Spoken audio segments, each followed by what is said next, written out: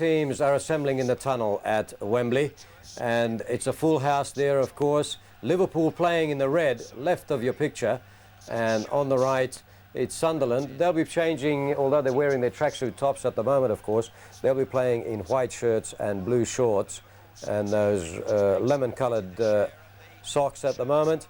Abide By Me has just been sung by the fans at Wembley, so it's once again a big atmosphere.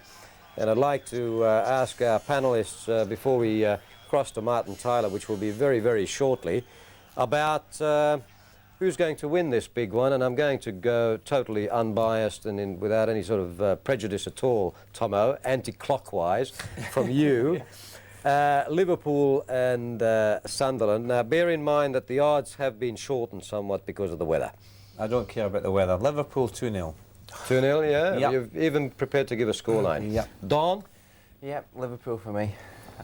John? Well, I'm like everyone in Australia. Unless you're a Liverpool fan, you'd love to see Sunderland win. But and in the sweep, I've taken this. So I'm not just copying Tomo, but why my heart says Sunderland, in my mind says the same as Tomo. 2-0 Liverpool. Okay, well, I'm going to be the odd one out here. My heart says what my wallet says, which is that in the sweep I've gone for Sunderland, and I am a Liverpool fan. But I was a bit swayed by what we saw from Greg Walker's report earlier about the fans at Sunderland and what winning this cup is going to mean to that city. I think they'll be able to lift their game and win this one ever so narrowly. And I was in England when they won that last one, so I can tell you that it's going to be pretty tough for Liverpool. All right, it's already at Wembley for the 1992 Cup Final. Graham Souness coming out on the tunnel. Let's cross now to Martin Tyler. Looks as though he's going to be somewhere on or near the bench to me.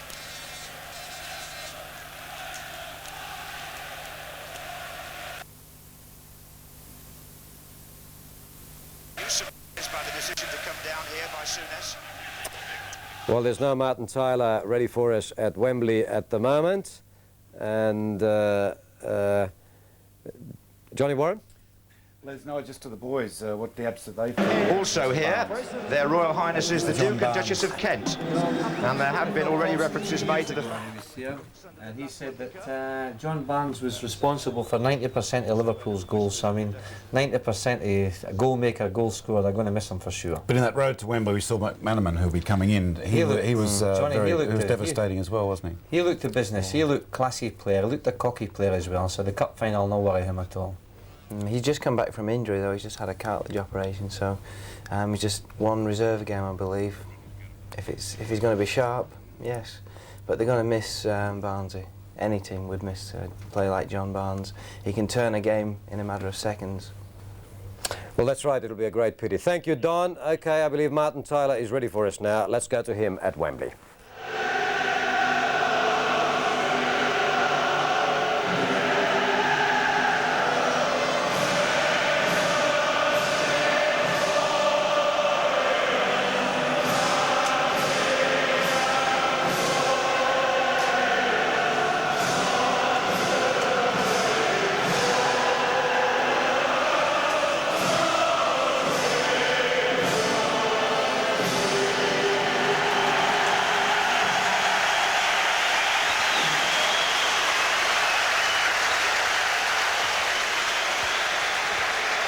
Mark Wright, the Liverpool captain, the Duke of Kent, who was the guest of honour in 1973 when Sunderland, in such similar circumstances, achieved an impossible dream by beating Leeds United. Then they were in the second division, as the present Sunderland side are.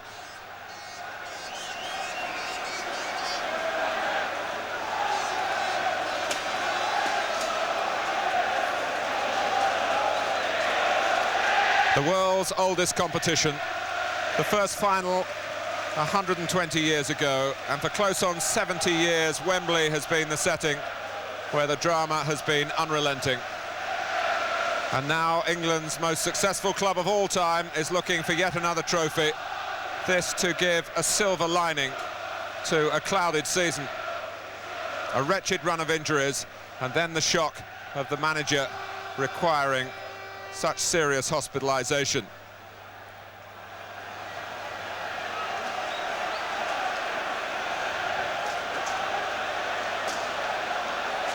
Ronnie Moran, 43 years with Liverpool in varying capacities.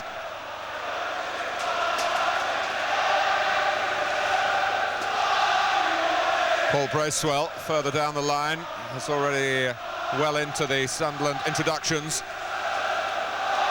And Malcolm Crosby,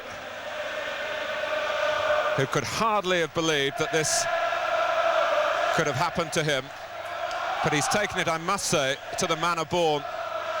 And now, after months as caretaker manager, he has a contract for a year.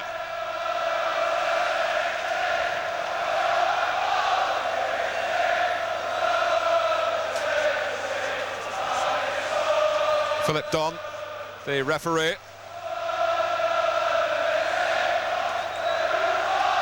And Ron Atkinson, who's with me. Ron, how do managers feel while all this is going on? Well, obviously it's an occasion to be enjoyed. First time for both of them.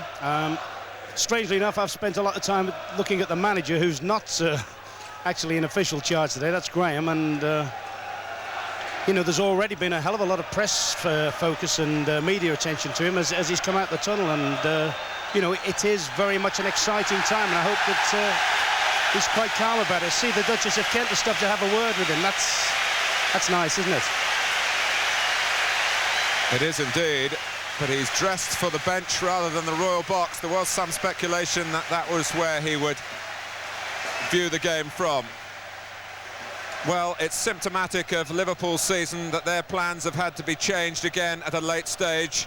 John Barnes once more falling victim to the curse of injury. So Steve McManaman has his first match since the Highbury semi-final 5 weeks ago when he twisted his knee.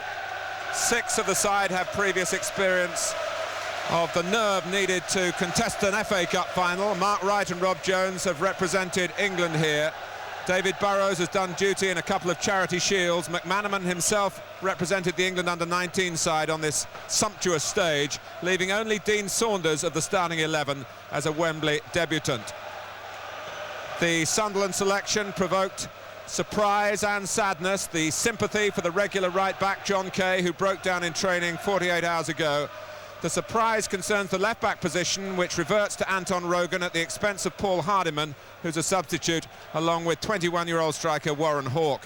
Gary Owers, only just back after 3 months out with a pelvic problem. And also, he's been confined to his sickbed this week with an ear infection. He'll cover for Kay at right-back, with Sunderland's rush, David, in front of him.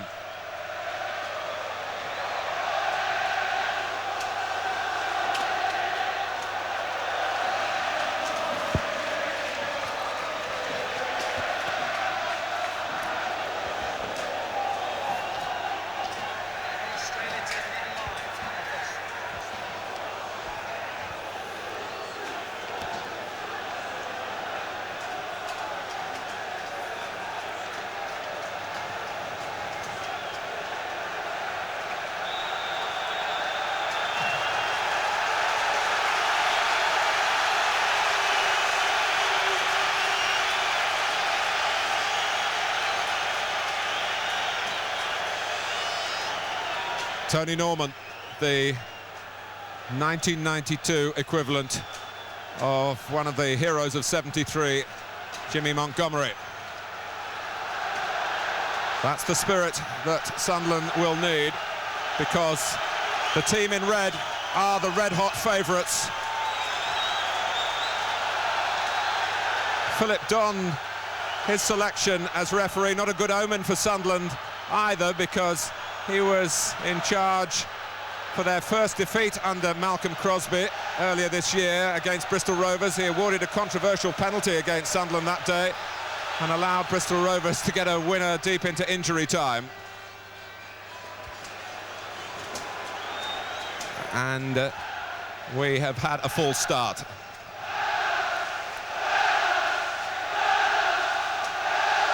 Sunderland refreshed, they hope, after a hectic schedule for second division survival. The FA Cup semi-final, the start of 11 games in 4 weeks for them. They've had a free week since then. They're not too happy about losing the toss in terms of who should wear the preferred kit. They don't regard this change strip of theirs, the basically white shirts, as one that's brought them any great success when they've had to wear it in league games this season. Superstition plays a little part, but only a little part. The facts of the matter will unfold now, and that's down to bravery and adaptability and talent when the world is watching. David Rush and Ian Rush. No relation, in fact, they've scarcely met. Paul Bracewell to take the throw, 3 times a loser here with Everton in FA Cup finals. Anton Rogan clipping it in, met by Burrows. Burns' shot was well hit, and the indication is that it went behind off Davenport. Well, the first claim was for a penalty. When Byrne volleyed it, they were trying to claim a penalty that it had struck right on the arm. Then they finish up with nothing.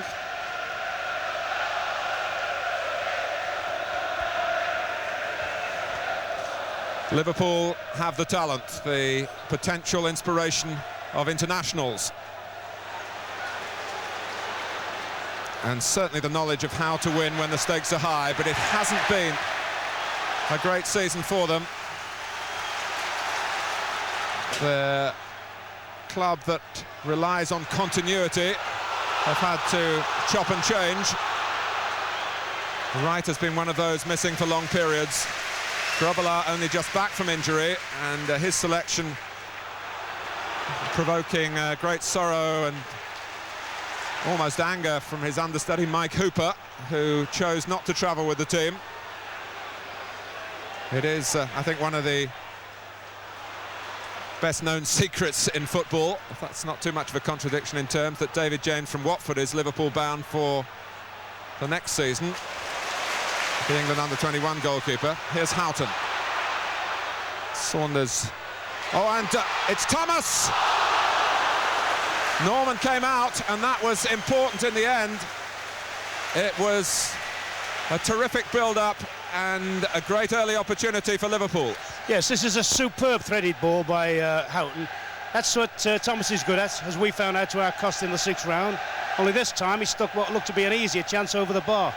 Just watching now, Sunderland, they're keen to do well. They're running all over the field. I think it's important that they don't chase the game. I would believe their best chance is to grind out a result, keep the midfield players tucked in, Martin, and say, all right, if Liverpool want to have it at the back, let them have it there. Similar to the thing Portsmouth did in the semi-final and took them, right to the wire. Flicked on by Armstrong. Sorry, Ron. Yes, I think if they open up too early against them, Liverpool will start picking them off and start hitting their strikers with quality balls. McManaman, a scorer in the 3rd round, the 4th round and the 5th round.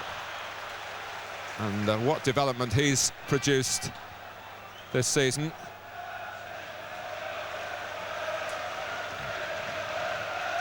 No side which has finished as low in the structure of the league as Sunderland have done, 18th in Division 2, has ever won the FA Cup. The 2nd division successes coming from more successful sides in their own division down the years. Saunders takes them on, and they had some problems seeing him off. But here's Bracewell. Byrne going to the left, Armstrong through the middle.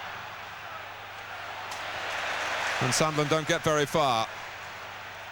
Mulby, many regard him as perhaps the main architect. The player who could pass the ball here on a somewhat treacherous surface. Rob Jones, who played for England against France and showed such poise then in his fairy tale, going on and on. Burrows playing in the centre of defence, as he has done recently, with Nicol at left back. Now I think this is the sort of situation I'm talking about. That's a very good challenge from Anton Rogan. And there's a break on for Sunderland with Byrne. Rogan to the left.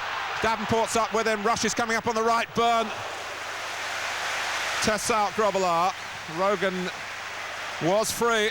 Yes, but at least he was positive, Martin. He attacked the heart of the defence and something happened. I mean, Rogan won't be too happy. He made a long distance to come up and support. And now he has to get back as Liverpool build up on the opposite side from his point of view. Rush's tackle. Hours couldn't stop Nicol getting in behind him.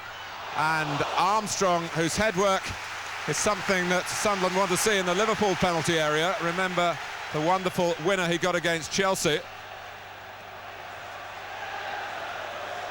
Sign of concern at Nicol's cross. Norman went for the ball and Armstrong made sure it didn't reach Saunders. Mark Wright coming in.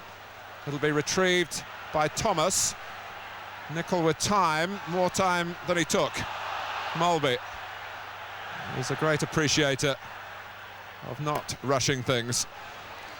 Wright, and on the subject of rushing, that was Ian. Welshman against Welsh goalkeeper. And there is a great feeling here that this won't finish 0-0. Well, certainly if the evidence of the first few minutes is anything to go by, it's been very, very exciting, very high tempo, and some good quality passing from both sides. Sunderland do feel, although they have tightened up under Malcolm Crosby, that they are something of a cavalier side.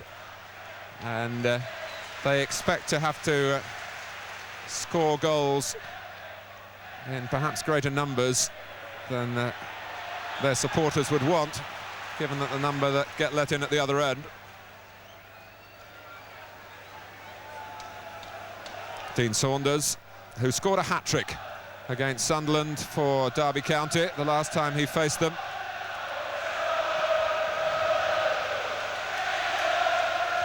McManaman and Nicol. Saunders there before Gary Bennett. Bracewell getting in a foot for Sunderland. This is easy for Wright.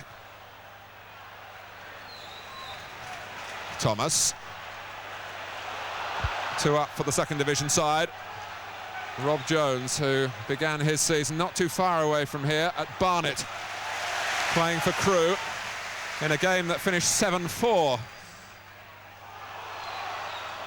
And he was saying to me last night that he hoped that Liverpool hadn't watched him that particular day.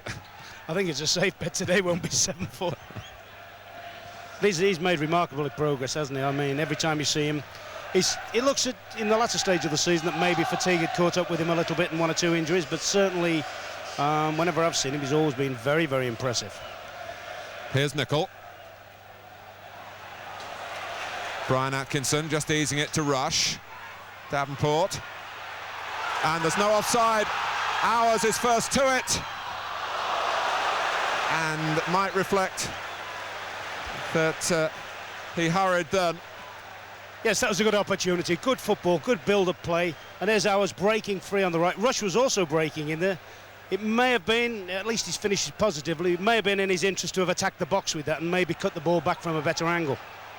I think now he may have been a little bit anxious on that one, that the things come to him early in the game. But it was certainly encouraging for Sunderland, the quality of the approach work.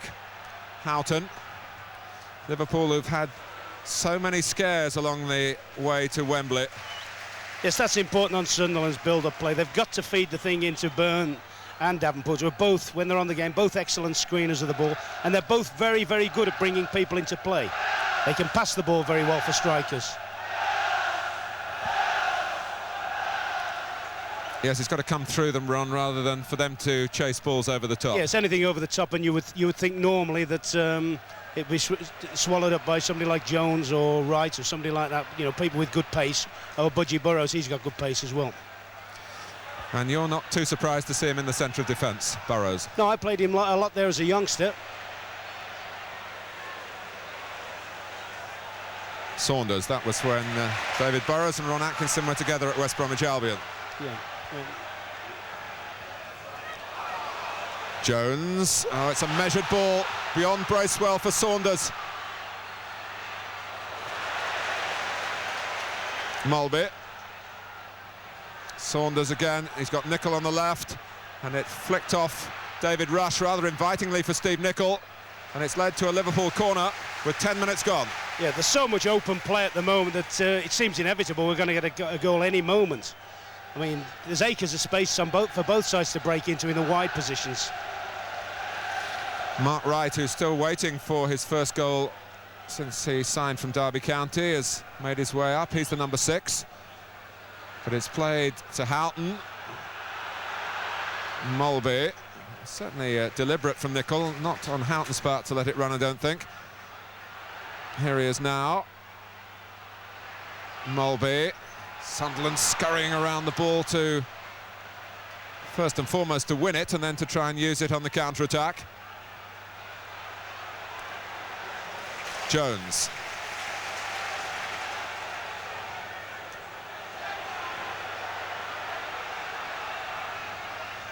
Mulby. We haven't really tracked Thomas down successfully so far, Sunderland, apart from the obvious occasion when he got through against Tony Norman. No, I wondered before the game whether Bracewell might even get a man-to-man job on Mulby or even give him the responsibility of tracking Thomas, but it looks at the moment as if there's nothing hard and fast. Bracewell's been in and around the Mulby area, but basically they look as if they're just playing in zones in midfield, Sunderland.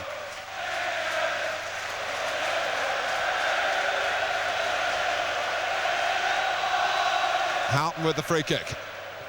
And Rush, who's playing for a great deal today. His contract is up. Liverpool obviously want to keep him, but not for the length of time that Ian would like. He's asked for 4 years. I think would settle for 3. And that's not yet on the table. And it has been his most disappointing season since he came to the club before and after the Juventus experience. But FA Cup finals are something of a speciality of Ian Rush's. Here's Armstrong. Sunderland, who've knocked out 3 First Division teams to get to Wembley. Oh, Armstrong was back on his heels. Almost looked as if his studs had got caught in the turf, didn't it? Because it was fairly obvious Byrne was going to cut it back to him. Rogan. Davenport with a little shimmy. Rogan again. And Grobbelaar had to cover it by the post. It's a corner. And the goalkeeper has damaged himself in the process. Not sure that he didn't catch his head against the post there. I mean, I thought Rogan was taking a bit of a license then to shoot from there, but it skipped off the ground. It looks as if he has just caught his side of his head against the post. Do you think that one would have gone in, Martin? Well, maybe not, but certainly if you were the goalkeeper, you'd want to make absolutely sure, what Grobbelaar did at the cost of that bump on his right-hand post. I think he was 200 to 1 for a goal today, Bruce Grobler. Didn't say anything for hitting the post, did he? He's all right, Bruce. He's got a thick head, hasn't he? Haven't all goalkeepers.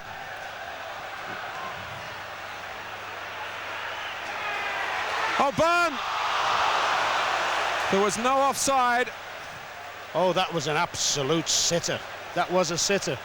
That was something that we understand Malcolm Crosby had worked on, wasn't it? The ability to beat them in the air. There we see the ball's kept in the box from the set play. Now this is an absolute glorious chance for Byrne. Well, Malcolm Crosby was saying yesterday, set pieces are the main way really we can succeed. We don't believe Liverpool are particularly strong in the air. Kevin Ball got the header from the corner, and John Byrne facing the goal with the proven record in this competition and looking to extend that to scoring in every round, including the final.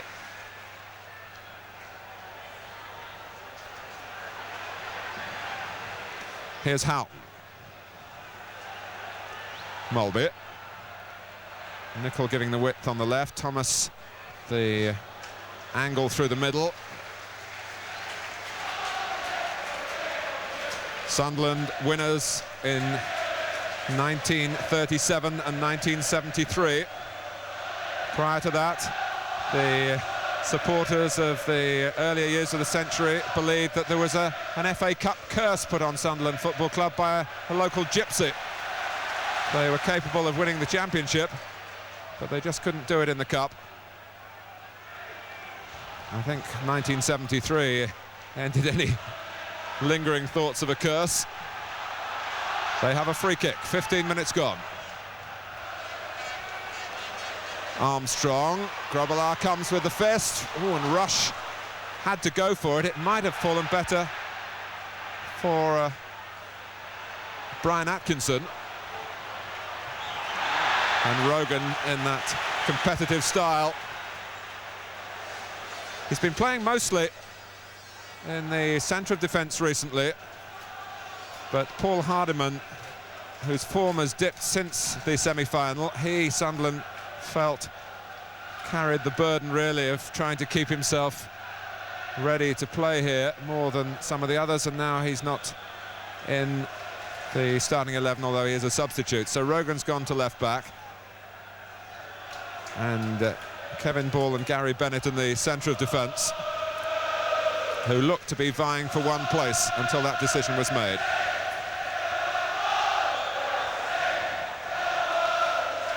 Well, Ronnie Moran led them out, Ron, but it looks to me from the sighting of Graham Souness sitting down on the bench that the manager is back in control. Well, yes, but I hope he's not, you know, without not taking too many risks, one hopes. Because certainly the game is exciting enough, and one or two things that have happened in the Liverpool defence will have given him some trepidation, I feel sure. I mean, the one thing Sunderland will know now is that if they can defend and defend solidly, they've proved that they can open Liverpool's defence up. Liverpool's defence isn't safe-proof. Well, Liverpool, who've lived so long in the limelight, so down to earth in their approach, the ultimate realists of the game, but Sunderland in abundance supplying the romance.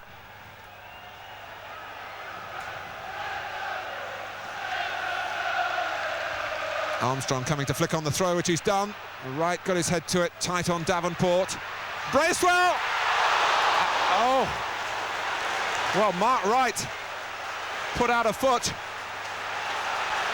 And Liverpool are living on their nerves. Well, that one looked a cert goal.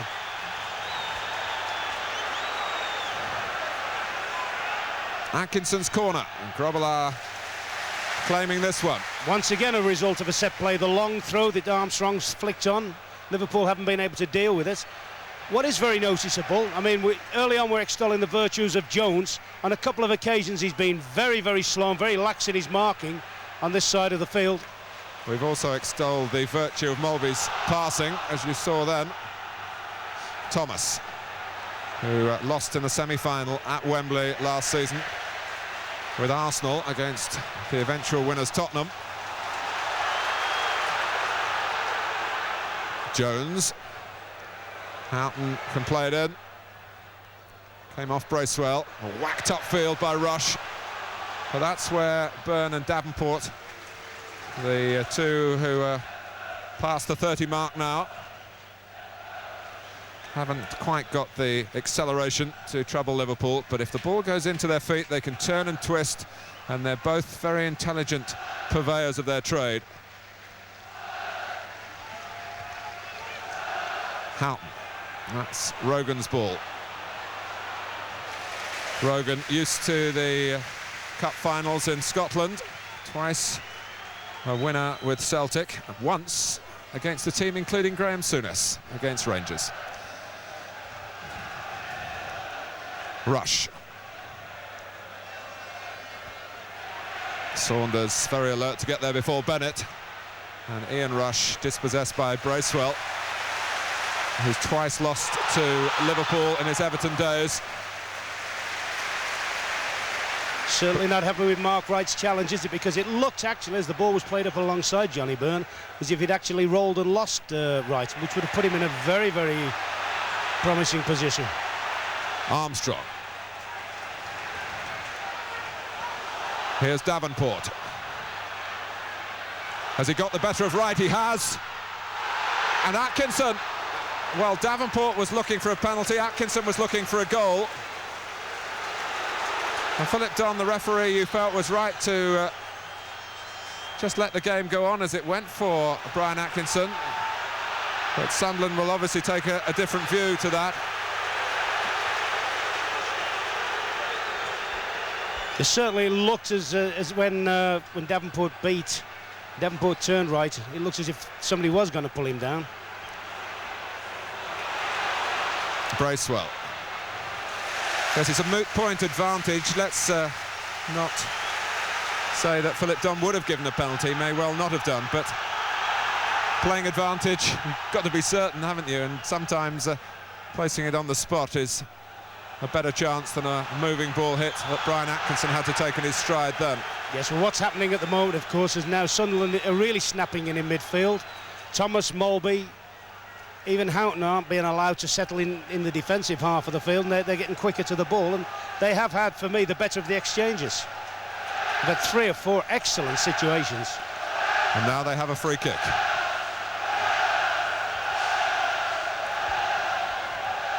The referee gets Liverpool back 10 yards. Anton Rogan.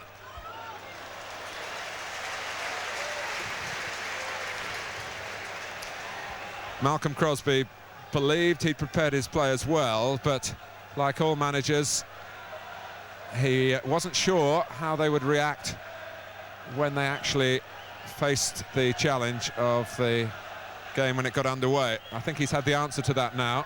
Very much so. Very much so. The opening minutes have been very much, I would say, now in their favour. I mean, they're looking right tactically. And they've given Liverpool any number of nasty scares, particularly the front players. The front players look as if they've got the beating of the Liverpool defence. Anything fed into them, any sort of quality knocked up to them, they're giving Liverpool all sorts of problems. Byrne. And again. He wasn't taken by surprise. Knocked towards Rush by Armstrong. Atkinson quickly on the scene. It wasn't the power that he intended, but it was another indication. And coming from another header one by a Sunderland player, David Rush, that time. Mulby's given that one away. I think at the moment, if that's, I think the Liverpool bench would be saying to the side, hey, get together and just... That was Rogan's mistake. How costly is it going to be?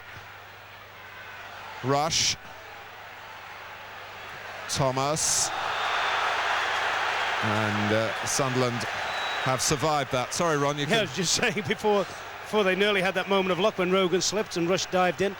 I think if I was on the Liverpool bench now, would be saying to them, hey, get yourself together, get behind the ball, let's start winning a fair bit of ball possession. Sunderland are having too much of the ball and are dictating the tempo of the game. And I think that's very, very important, whereas you expect Liverpool to be on top of the game dictating, Sunderland actually are now having far more of the ball and are using it very well.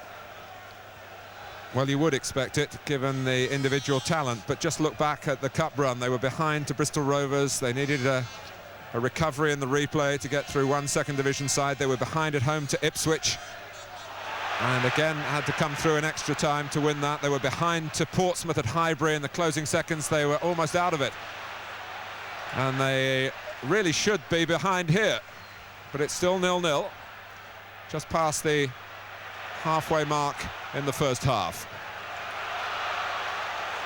Burrows. McManaman setting off. Brian Atkinson on this potentially treacherous top, not taking any risks with a back pass.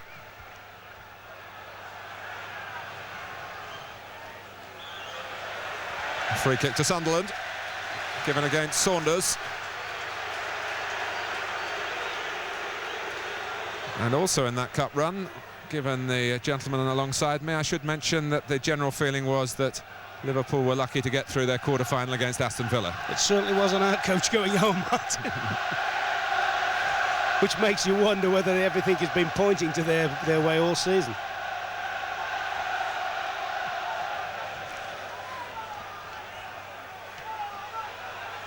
Bracewell's header. Burrows making it his, then Atkinson, offside. Certainly Burns giving Wright more problems in the air than I would have thought. What he's not allowing, he's not allowing Wright to jump. He's getting right against him and making it very difficult for the England centre-half to climb. Jones. Thomas. Houghton quickly on the scene. And so too was Gary Bennett, and it was important for Sunderland that he was. Jones, 3 in the middle, and it reaches the furthest of them, Steve McManaman. Now Nicol. Well, he seemed to change his mind as he approached the ball, wanting to get it onto his right foot. That could be anxiety as well. I mean, when that gets to a player of the calibre and experience of Nicol, you begin to wonder. Certainly from a game point of view, it's as good a final as I've seen in years. I think it's been a tremendous start. Both sides have gone flat at it, particularly Sunderland, and the quality of the play's been good, and it's incredible really that there's nothing on the score sheet at the moment. One other factor in that run, I think, would be the temperatures. So often at this time in May, it's usually the first hot Saturday of the summer. That's right, yep. And these are conditions that anyone who's ever played the game at any level would enjoy operating in. A bit of zip on the turf, plenty of oxygen in the air. And a mistake by Molby. But I say not to mention like 80,000 supporters willing you on.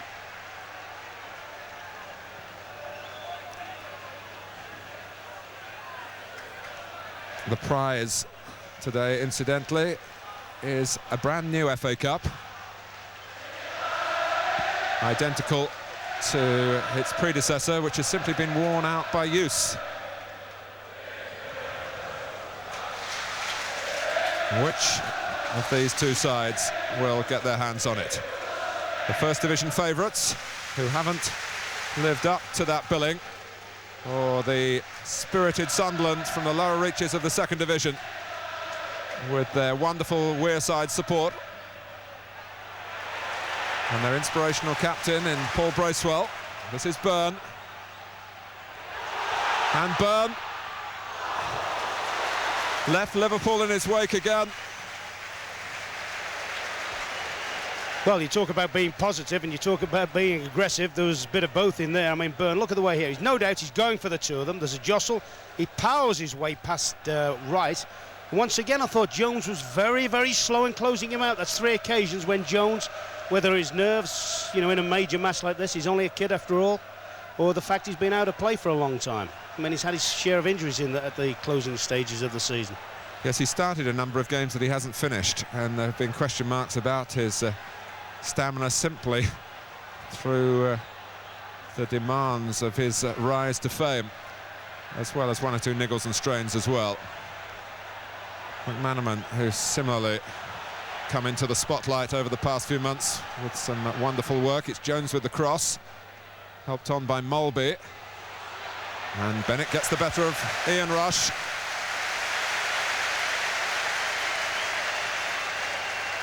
He's always been a good competitor, that lad, Big Bennett. There's times when you think he may have gone on a bit further in the game. But whenever I see Sunderland, whenever I see him, he's one that's always very, very impressive for them. Byrne was allowed to guide that down unchallenged to Rush. Hours, and not for the first time, his final ball. Really reflecting the pressure that young players are under. Gary Hours, who's represented England under-21s, has had this long absence from the game with a pelvic problem. Plus the fact, of course, Martin, that's a position he's very, very familiar with. He probably plays more times in that position, sort of right-hand side of midfield, breaking forward.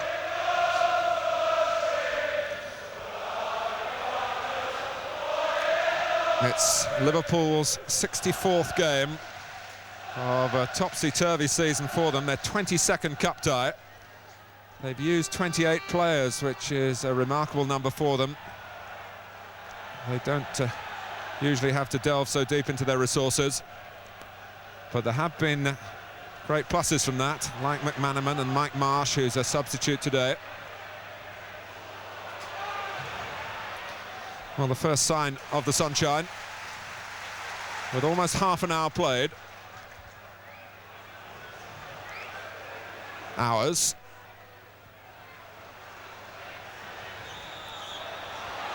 Gary Hours just nudging McManaman, causing the referee to give the free kick.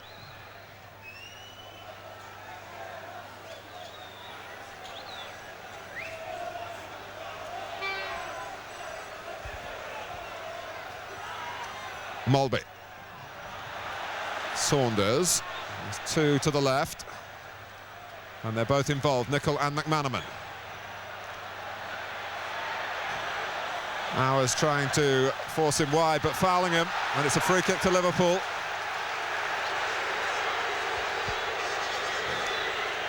Well, Hours hoped that it would be a blind alley for McManaman, but it might be the route to an opening goal. Houghton.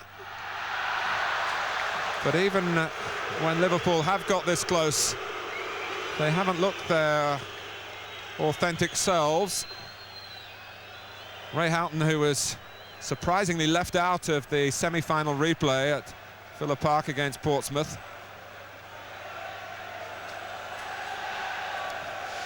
The word from the Liverpool camp is that both Ronnie Moran and Graham Souness picked a team, and they happen to be identical. If they hadn't been, I rather think I know whose team would have taken the field, and it wouldn't have been Ronnie's. It's the Sunderland noise you're hearing, the Roker roar brought south.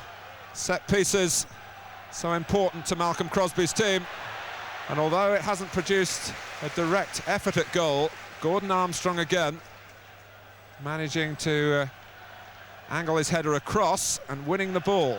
Yes, I think what they're also trying to do is play the ball away from where Mark Wright is defensively, when he's the key header in Liverpool's defence, and it looks very much as if Sunderland have done a lot of preparation and looking where Wright is and then trying to isolate him. In other words, get the ball past him so he's not competing on the header. Well, you can see what Liverpool are aiming for. Their style and belief in their passing game has never changed, although the personnel have so often this season, but it's just not coming off so far. McManaman. Kept in by Houghton. Rush took that beautifully away from ball. McManaman, the free man here is Steve Nicol.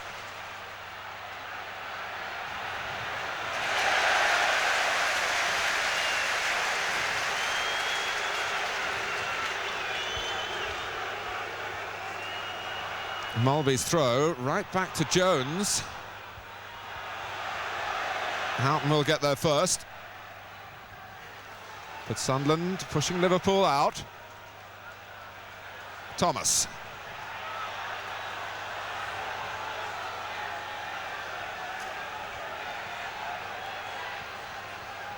Ian Rush. For Saunders, the advantage played as Rush was bundled over. Nicol.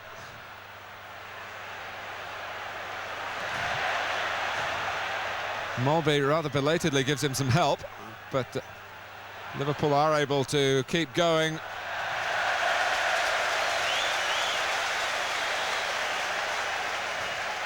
I think Liverpool might benefit if Houghton started doing a little bit more wandering across the field. He's held a fairly rigid right-hand side position, but sometimes I think he's very, very effective when he starts making his runs across the face of the pitch, making little diagonal runs, and gets a lot of space, and he's very, very good around opponent's penalty box normally. Because certainly at the moment, Liverpool seem to be lacking a little bit in energy and sprint in midfield. They seem a little bit short in there. Sunderland, by and large, in the half have had the better in there. Although a number of the Liverpool injured have recovered in time for the final, you have to reflect on the fact that they're not exactly as match fit as they would like. Davenport, he had to take on 3 then.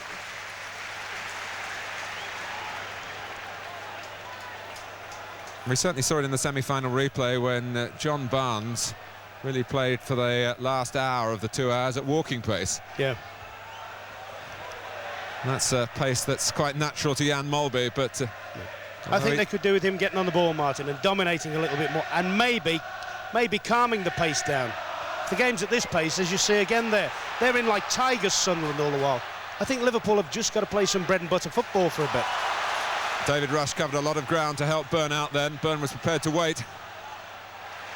It's a good tackle by Burrows. Atkinson.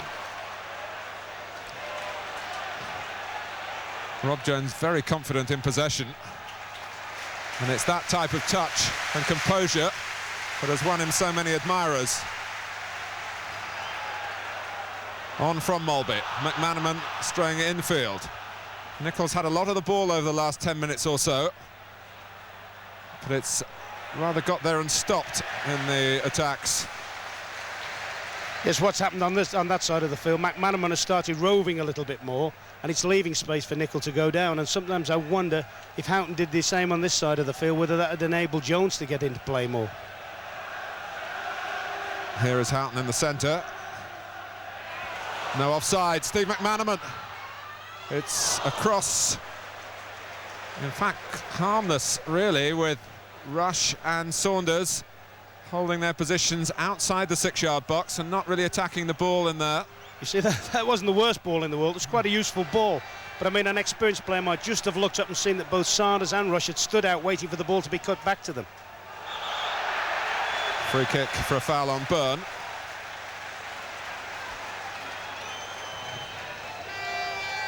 I mean, the normal thing for the underdogs, when you're talking to a team of underdogs, you're normally saying to them, look, you've got to work, hunt, tighten down on people, but make sure you don't give the ball away. Now, funnily enough, that Liverpool are in fact giving the ball away too cheaply. It's glanced on by Armstrong. Jones could only just to help it away. In fact, Houghton was tenacious there against Davenport. Came off the back of Mulby's heels. Jones. Oh, Saunders, who's got such a great record against Sunderland. It's a fine try. It had Tony Norman stretching to his right, and from our angle, it could well have gone in. Yes, I mean, that's quite a good effort. It looks as if Saunders was being forced out wide, but he's hit his shot well, and all fairness to Tony Norman, he's covered it without too many problems. But I mean, that would be an encouraging sign for Liverpool. At least both their strikers have looked quite sharp. You were talking about Rush early on, having scored few goals, but I think his best form has come at the latter stage of the season. He seems to have done quite well. At a time where Liverpool have won only one of their last 9 games. And of course, that was that matchup against Manchester United. Jones with the cross, and it's McManaman's header.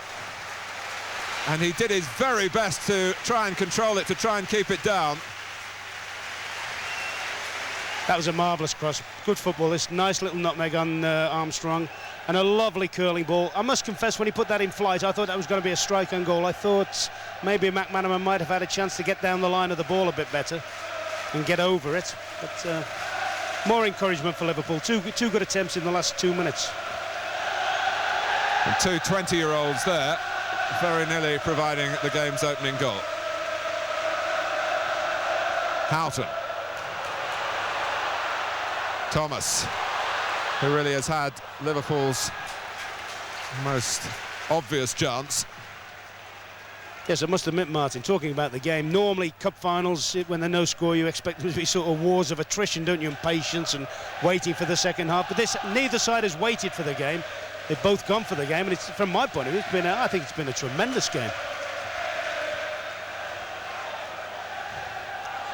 Rogan for Byrne. On for Davenport. Nicely constructed this by Sunderland. It's produced them a corner. And how they practiced these restarts over the past few days. They've kept Gary Bennett out of it this time. Ball has gone up. Rogan's in there. That was another factor in the choice over Hardiman, who's a shorter player. Rogan very brave in the air.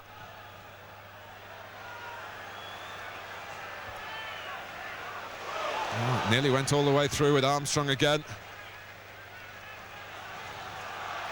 See, on that one, Mark Wright took up a marking position at the back post, so they've dropped it in short at the front post. And it looks to me as if they've done the homework there. Rush reacting to Mulby's pass. Thomas inside him, Saunders through the centre. McManaman away on the far side, joined by Nicholl. Liverpool trying to piece their play in a more coordinated way. Sunderland really haven't allowed them to laud this first half. Saunders. Now Houghton. Not totally sure whether Ray Houghton meant that for a little bender for the far post or a little nudge over the back line to let Ian rush in. But I mean, there's been 3 occasions. There's been one from Nicol, one from Houghton.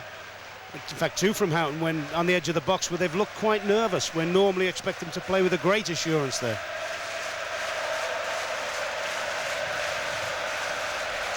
Liverpool's 10th final. They've won the cup in 65-74, the year after Sunderland's romantic success. And then in 86 and 89 at the expense of Everton on both occasions, Ian Rush scoring twice.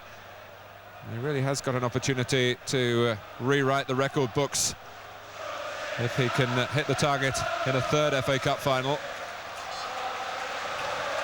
And that's an element that will comfort Liverpool at this stage, that in Rush and Saunders they do have international goal scorers, although both burn with the Republic of Ireland still, and Davenport once fleetingly here as a substitute for England have also played for their countries.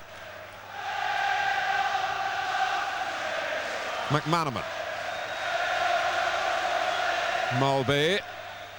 Covered by Kevin Ball, who's promised his 4-year-old son Luke an FA Cup winners' medal.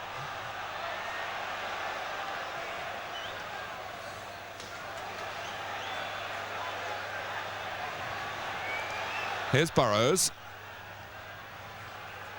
It's out. There have been signs in the last few minutes that Liverpool have decided to try and keep the ball a little bit longer, and I think that's important to them. I mean, the last thing they want to do is be giving the ball away too cheaply and letting Sunderland build up, keep the momentum going. 3 minutes to go to half-time. And Sunderland, who you feel would have been happy at this stage to have held their own, will really be disappointed that they haven't made more of their excellent work. I would think so, particularly, you know, with John Burner scored in every... Let's just see if he makes anything of this. It's David Rush. Now Davenport. Yes, John Burner scored in every round, but he'll not have had a better chance, I wouldn't think, than the one he missed early on, the volley, which he didn't even get a strike on target. And with his quality, he would have expected to make Grobler work at least there. But you're talking about Malcolm Crosby. You know, when you're playing well, when you've been written off, and then all of a sudden you're playing well, and the chances are coming and they're not going in, you wonder whether, in fact, you may have missed the boat.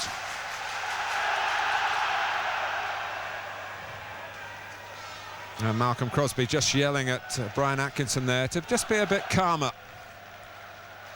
Sunderland giving the ball away for a Liverpool throw. Atkinson is one of the quieter members of that particular clan.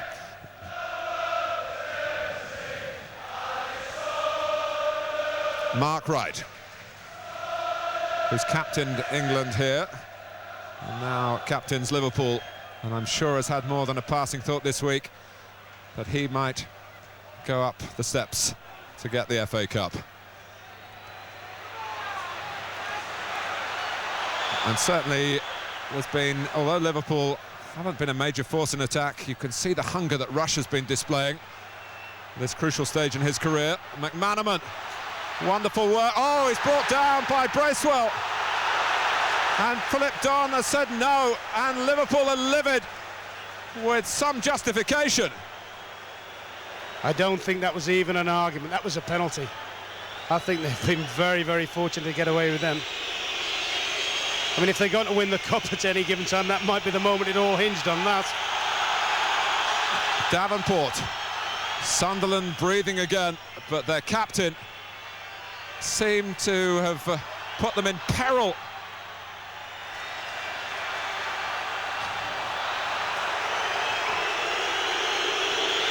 Well, you can hear what the Liverpool fans thought about it. Here's the opportunity to look at it again. McManaman with some magic. Yes, he's attacked them, certainly. He's got Paul Bracewell turning this way and that, and he's lunged his foot. There's no question that's a penalty, not even an argument. And the referee, it must be said, was in a very, very good position. Well, you talk about Sunderland looking back at the luck of that, and Bracewell in particular, the long-time FA Cup final loser. Yes, that may be the first stroke of luck he's had at Wembley in his career, I would think. I mean, Sunderland themselves will say they maybe will have had a penalty early on when Davenport was brought down, but certainly that was a clear-cut penalty, though.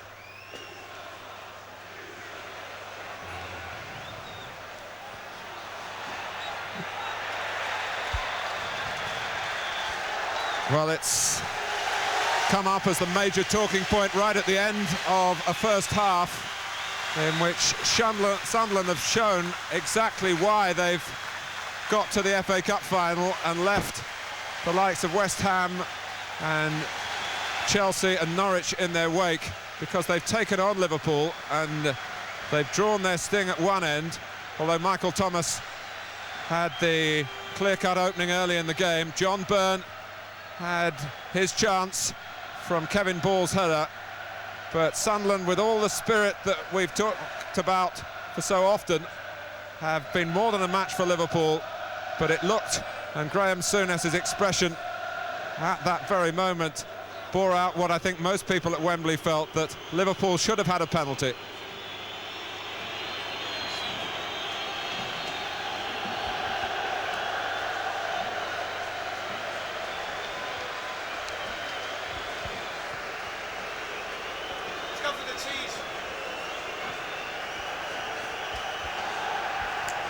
Martin, this is it. I don't know whether you agree, Tomo. So without John Barnes, there is that fire lacking up front. Yeah, but these guys, Keegan and all the other ones, Les, really, they were finishers. They were all great finishers. Even Rush is a great finisher. And what they really need is providers, as Johnny says. Steve Nicol and McManaman, I think they're on the wrong side of the park. Okay, Tomo, let's go back now to Martin Tyler.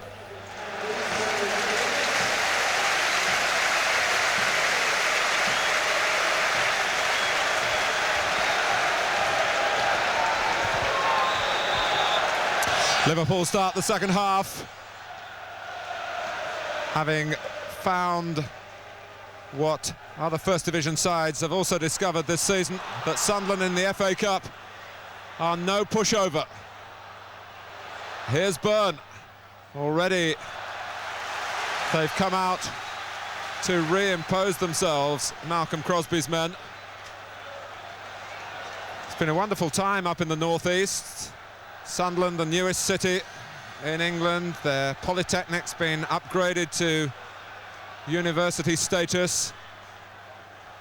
They even had the first result declared in the election. They were very proud of that as well, and they're very proud of their football team. Bracewell, that's Rush, there's no offside, and Grobbelaar in any case doesn't let the ball drop.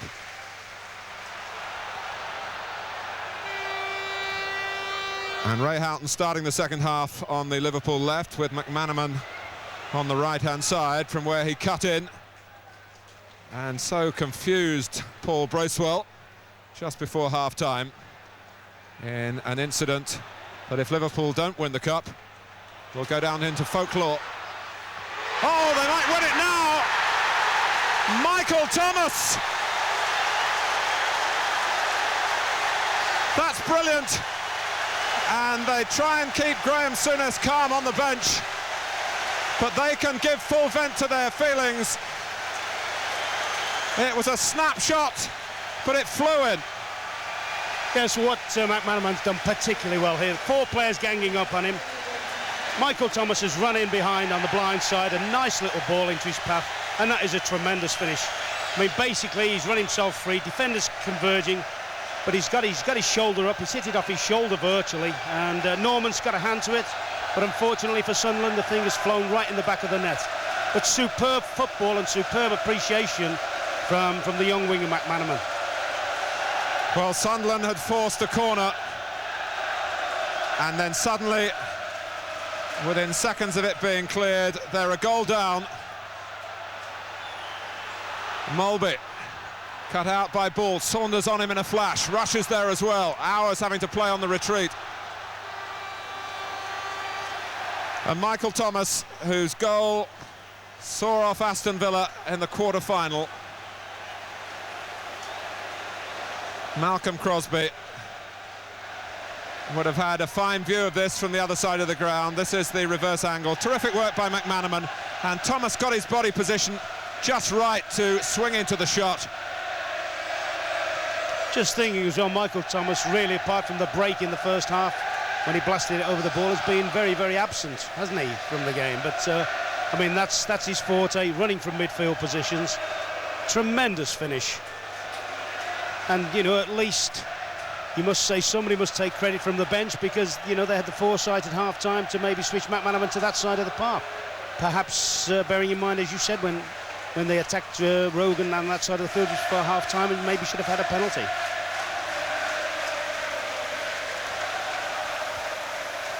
Well, the Caps are keeping off the rain. They're not exactly there totally for that purpose. It's really slanting down now. Houghton. How damp will Sunderland's spirit become? Rush. This is more like the Liverpool that everyone expects, but hasn't always been on show this season.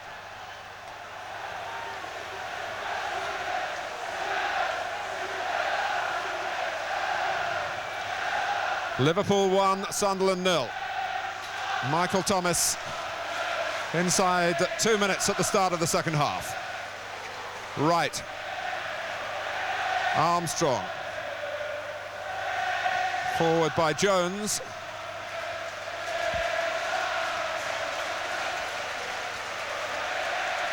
Liverpool in their centenary year.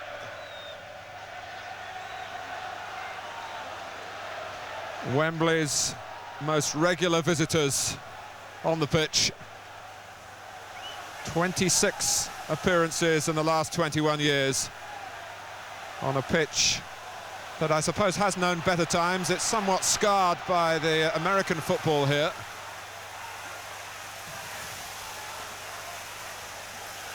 That can hardly detract from this fabulous FA Cup occasion each year, even though this is very much the cup final season in all sorts of competitions. This is the cup final, and McManaman called into it at a relatively late stage yesterday morning has shown again what he's delivered all season.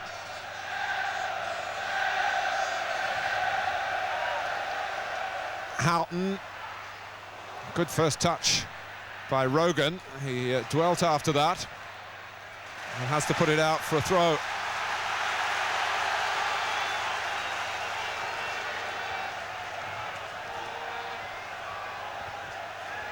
Thomas. Mulby.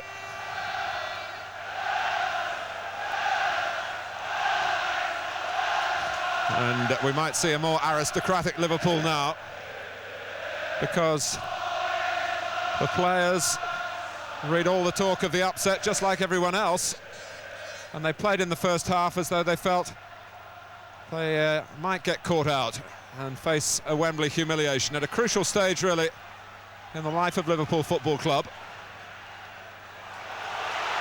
It's Burrows to Saunders. Rush. Yes, at the moment Sunderland are just having to dig deep at the moment on their character and resources, because Liverpool are switching the play, they're passing it about, they've got McManaman very wide on the right. And Sunderland must keep their concentration and their confidence. Mulby, oh, it would have gone in, dipping under the bar. Well, he's built like an articulated truck, but he's got such artistry in his feet. Yes, he waits and waits and waits here and hits an almost stunning shot. Davenport. Liverpool have pushed a lot of players forward. Byrne had held his position to stay onside. He felt Mark Wright alongside him, and Wright brings him down. What does he? Is it going to be a corner? Once more, the referee was very close to make that ruling.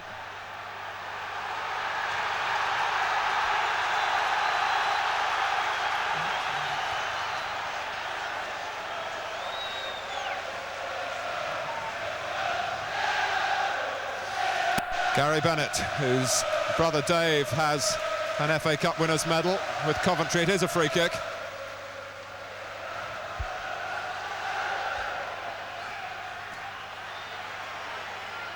Well, Liverpool didn't get first to it again, and the more set plays Sunderland get, the greater their chance of pulling back this fabulous Thomas goal.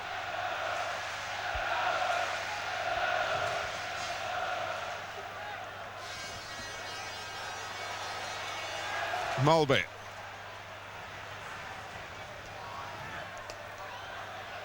And again, well read by Bennett. And he'll go on in support of Byrne. Free kick to Sunderland.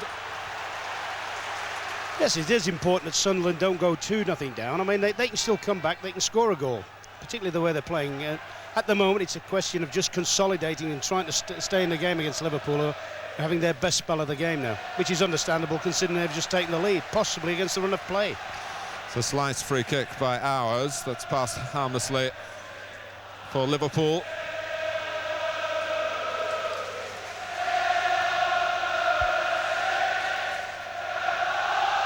I think it's fair to say that Liverpool have started a little bit of a revolution under Graham Souness, that he has views somewhat different to those which have been handed down through the Shankly, Paisley, Joe Fagan times. But there's one quality that Graham Souness certainly has: whatever his methods, he's a winner.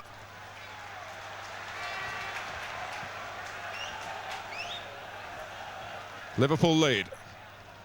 Jones.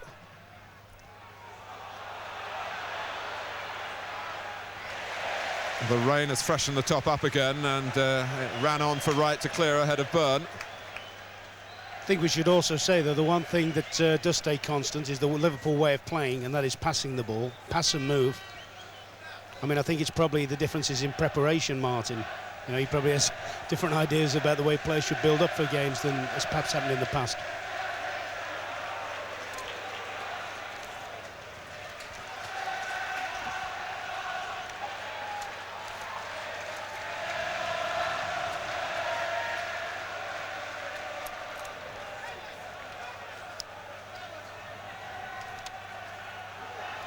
Wright can tuck it back.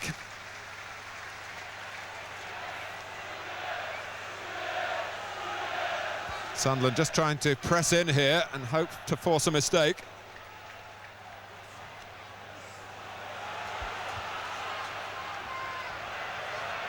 Rush. McManaman, who is quite happy on the right-hand side. He's done some damage in the cup in earlier rounds coming from that position. He can also, of course, play up through the centre as well. They've unearthed a nugget of Liverpool. I think what was also happening in the first half, when he was on the left-hand side, the Sunderland defenders were forcing him in field and making him go across the play, whereas now he can just attack and go at the fullback and take him on the outside. Well, he was caught again. He's got such a clever feet, a swift change of direction. I think he'd played 3 times as a substitute before this season, and when he was carried off in the semi-final at Highbury. Calm down. Now then, yes, that's calm down. Yeah. Nice to see the doctor there was with the restraining arm on him. They're winning 1-0. I was going to say, when he was carried off in the semi-final, Steve McManaman, that was his 50th game of this season, so he's had to learn quickly. I also wonder if he'd have been selected if Barnes had been available. I wouldn't have bet against that, because he has been an important player for them this season. But just one reserve game since that injury in the first semi-final. That was last Tuesday. It's as though he's never been away. Free kick taken by Mulby. Houghton. Nicol. In all fairness, a very, very clever free kick. Russian Sanders are on the far post here. They run in and leave Houghton coming spinning off round the back in free space. And Nicol was a lot closer with that than he was with his effort in the first half from a similar position.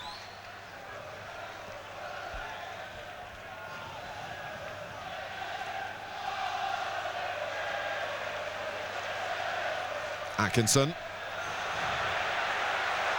Wright was leaning on Byrne.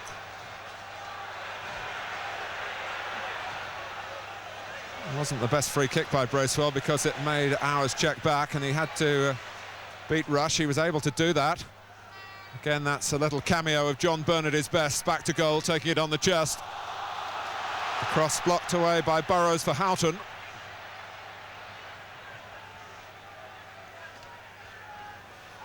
Well, one thing's for sure, Jan Molby isn't going to chase that through the centre.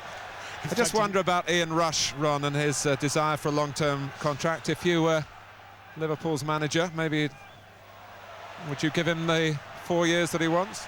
Well, I mean, they would know his situation better than anybody. It's an offside, tight offside decision there, Martin, but they'll know his fitness level better than anybody. I've always rated Ian Rush arguably the best striker I've ever seen. This year at times, maybe through injury, has not looked as sharp, but certainly in the last month or so, maybe even in the short period against Man United, he looked lively again. And you know, Ian Rush bombing, Ian Rush is as good as anybody.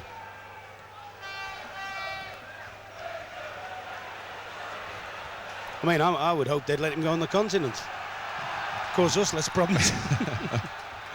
We're 14 minutes into the second half. Molby. Well, it's the Liverpool way. Pass and move, support, as Houghton does to Nicol. Very little of that in evidence in the first half, so well Sunderland set out their own stall against them. But boosted by the goal, it's almost back to some arrogance now, and certainly accuracy.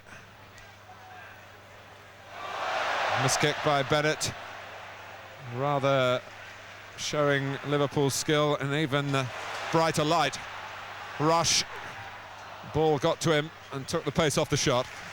Yeah, this is the period of time. I mean, Liverpool are playing excellent at the moment. They're well in control of the game. But it's a period of time when Sunderland have got to stick at it now. It'll test their character and quality. And Paul Bracewell's important. He's got to be pulling his troops together and saying, stick in, stick in, stick in. We're only a goal apart. And we just, as an example there, Byrne once again. I'm surprised how many problems, Martin, he's given Mark Wright in the air. It's not a thing you usually associate with Johnny Byrne. You associate him as a good little flicker of the ball and so forth. But he's given a lot of problems in winning the long goal kicks.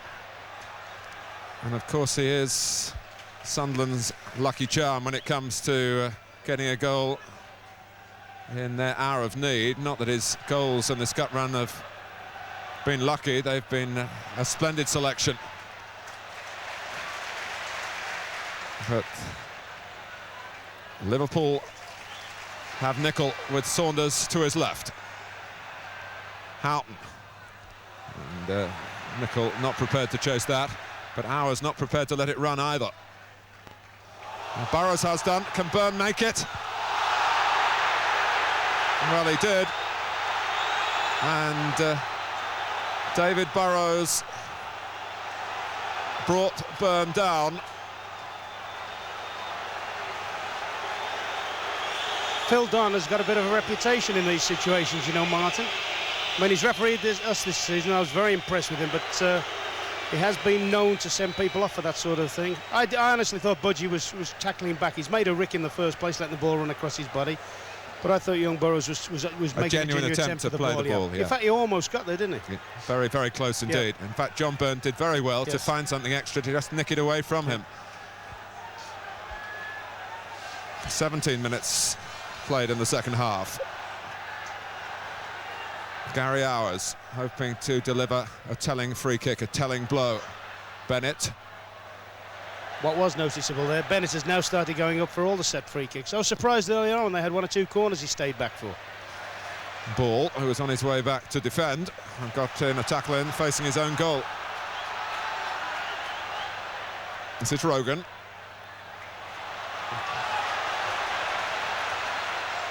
Rush. Houghton, as ever, an ally. Saunders, Sunderland having to scuttle back. The second goal for Liverpool, and it might be too much for the second division team.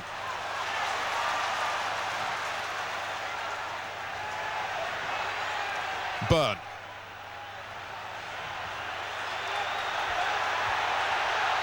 Davenport trying to make an angle for him. It's Davenport, and Wright using the length of his legs then. Peter Davenport, incidentally, has in his portfolio a winning goal against Liverpool for both Nottingham Forest and for Manchester United. Sunderland would settle for an equalising one from him here. Well, they might get it from Byrne. Bracewell, who hasn't scored, I think I'm right in saying, this season. You're talking about Davenport there, you know. Looking at both sets of strikers, I think we've seen some excellent front play from both Byrne and Davenport, and also Sanders and Rush in different ways. I mean, Byrne and Sanders liking the ball to be... Byrne and Davenport liking the ball to be fed into them and linking up with each other very, very well. Two Liverpool lads are both prepared to go and try and run through. They're like through balls because they've both got good pace. And they're both very, very sharp, and they've been certainly shown a lot of willing runs. Well, Sunderland haven't panicked. It was a terrible blow for them. Players hate being caught out just after the restart, as Sir Sunderland were then, even given the quality of Thomas's strike. But they've stuck at it and are just beginning to find some of the football that they showed in the first half.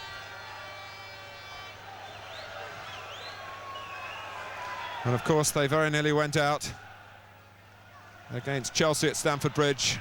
John Byrne rescued them and set up a most enthralling replay at Roker. It would be a replay if it finished level here after extra time next Thursday. And extra time has been very much the vogue in FA Cup finals recently.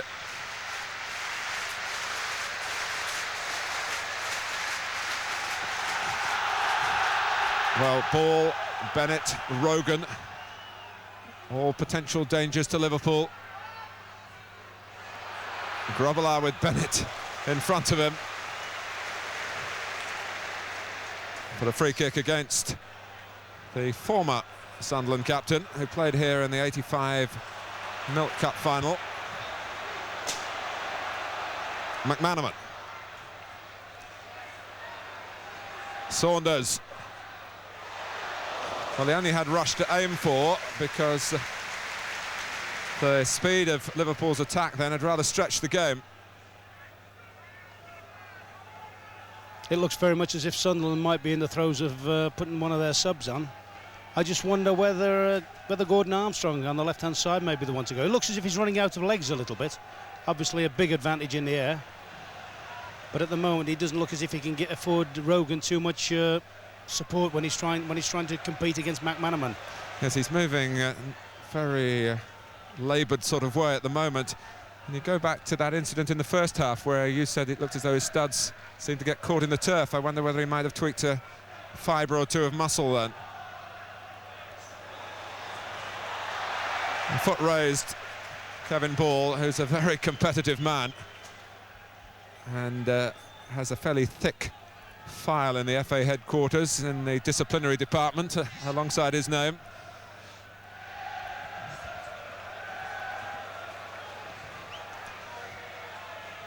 Nicol with the cross. Oh, against the bar from Saunders.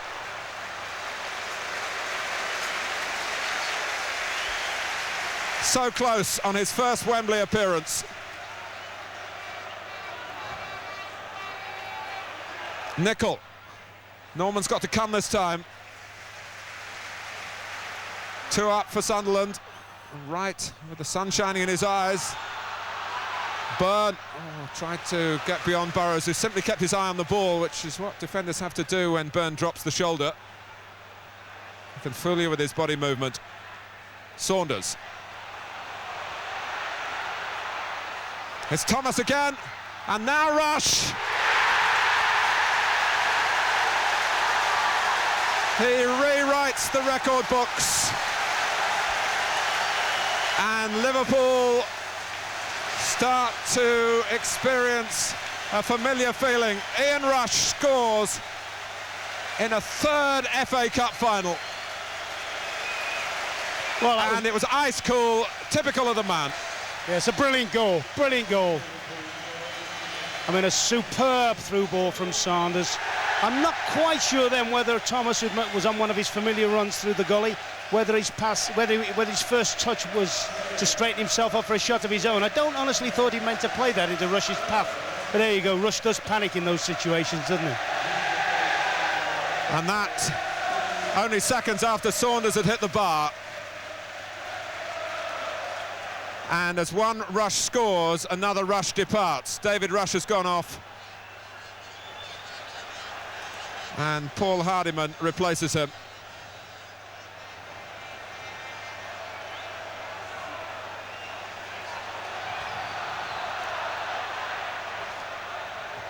There's 21 minutes left. And he might just have got himself what he wants in his new contract. He certainly didn't take that like a fella that hasn't been scoring all season.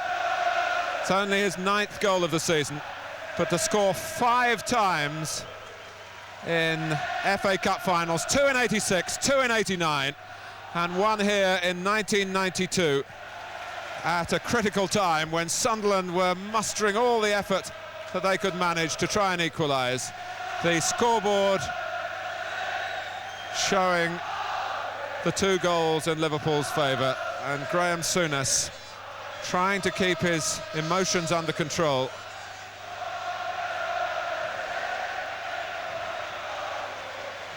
And I must say, a lot of people who've seen Graham over the last 24 hours have wondered whether he should have been here. It's a happy ending on the pitch. Let's hope it's causing him no lasting harm. But that's football. When you're an addict, you just can't be weaned off it like that. What he will have done, he'll have derived a great deal of pleasure from the way they've played. Particularly, I mean, the 2 goals are classic goals. Both very, very incisive, the results of good football. You know, neither was a scramble, both clinical finishes and products for some really, really good build-up play.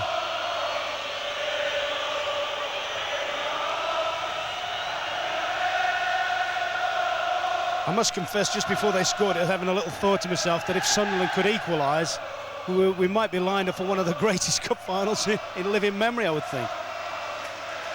But now we're perhaps in a position to concentrate on admiring as well as analysing. It took Liverpool a long time to get going, and that reflects great credit on Sunderland Football Club. But you can't miss too many chances against opposition of this calibre. Even a Liverpool in a transitional spell, even a Liverpool side who probably couldn't begin to tell you what their best team is because they just haven't been able to field enough of their star players often enough. But the team that's been put out here by this managerial combination is really now in the groove. Houghton, where's that going to drop? Tony Norman's worried about it. Oh, well, it was towards goal, and it must have swerved a long way to get on target, but there was enough bone left in this soggy pitch for it to bounce over the top. It would have been an unbelievable goal for Houghton. Well, that's good vision. I mean, let's give Tony the benefit of the doubt, saying he was never in doubt. Never in doubt. That might have been the cup goal of all time, that. Well, given the nature of Graham Souness's problems, I vowed I wouldn't say a heart-stopping moment, but for Tony Norman, that certainly was. Remember the John Salako goal at Nottingham Forest for Crystal Palace last season in the FA Cup. Davenport.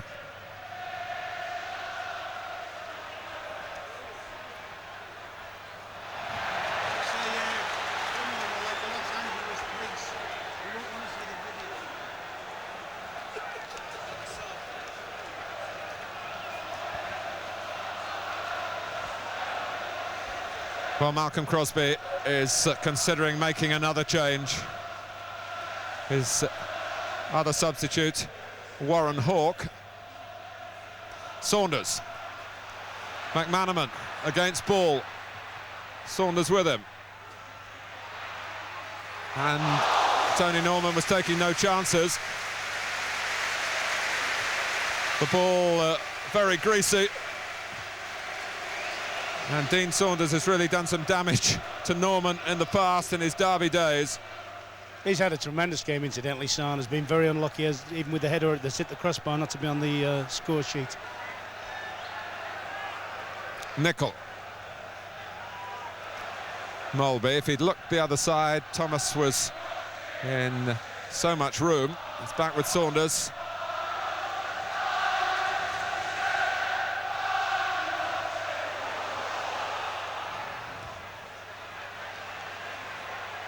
Thomas involved now. I think the biggest single factor of the change around, though, is this kid McManaman. Yeah, he's done his business, but certainly this half, Molby has had all the freedom of the park. They haven't got close to Molby at all. And he's just been able to keep the thing ticking over. They've played through him. Most of the good things have started when it's come into his part of the field, where first half they got relatively close to him, and he wasn't on his game at all. But this half, he's had a tremendous game. As indeed they all have at the moment now. They're all playing, aren't they? This is the time when you enjoy being a footballer. And we don't have to wonder about the whys and wherefores of the penalty appeal right on half-time. Liverpool have rendered it academic. But in a funny old way, it may have influenced their tactical thinking, mightn't it? They may have seen that, you know, that may have been the spark that said to me, let's have McManaman on the right-hand side, let him run at the left-hand side of their defence. Thomas. And a rush deliberately, that run onto Saunders, scrambled away by Ball. But I think this is cruel for Sunderland now. I don't think they deserve this. I think their part in a smashing game has been far higher than just being made to be like, well, it's just bullfighting now, and it passed the ball an Ole job. Yes, and they really could be on the wrong end of a big Wembley beating if Liverpool sustain this. Yeah, that would be cruel, wouldn't it? They played better than that. You think back to the time that your Manchester United put 4 past Brighton. Yeah, but these have really, I think, you know, they've contributed in the game. My own feeling before the game was they'd be better just to sit behind the game and try and make it, if you like, a dull game. That would have been their best chance of playing and not open up at all at Liverpool. It may well be their undoing at the end that they did open up and at the end allow Liverpool space to play in.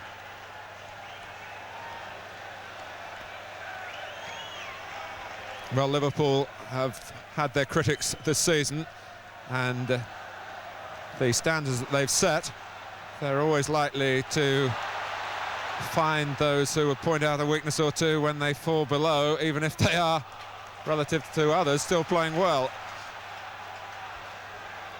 But they've found some majesty here, right at the end of a season that's brought such strain. But it didn't come straight away. It certainly didn't come in the first half.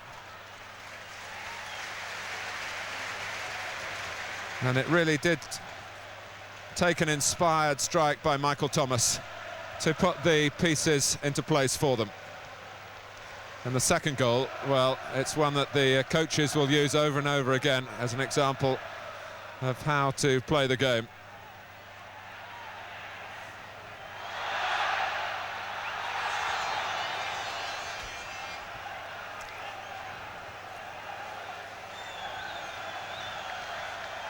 Well, at least Warren Hawke will be able to say that he's taken part in an FA Cup final. It is Gordon Armstrong who goes off, who's been struggling in the second half. Hawke, who came into the 13 when John Kay had to concede to his damaged calf. Otherwise, I think Hours would have played on the right-hand side of midfield. Kay would have been the right back, and Rush would have been the attacker amongst the substitute pairing. Hawke, incidentally, has only ever scored once for Sunderland in the senior team. He's had limited opportunity. He's been learning his trade in the lower sides at Roker Park, and that was almost 2 years ago.